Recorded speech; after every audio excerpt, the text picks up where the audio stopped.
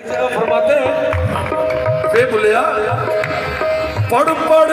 आलम फाज़ल होया,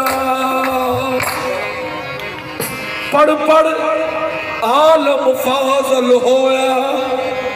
कभी अपने आप नु पढ़े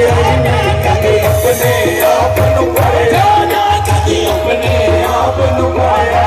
कभी अपने आप नु पढ़े कभी अपने आप नु पढ़े नहीं। पढ़ पढ़ आलम फाज़ल होया, कभी अपने आप नु पढ़े नहीं।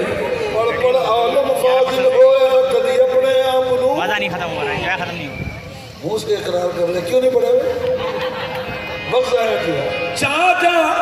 फड़दा मंदिर मसीता, चाचा फड़दा मंदिर मसीता, कभी बने अपने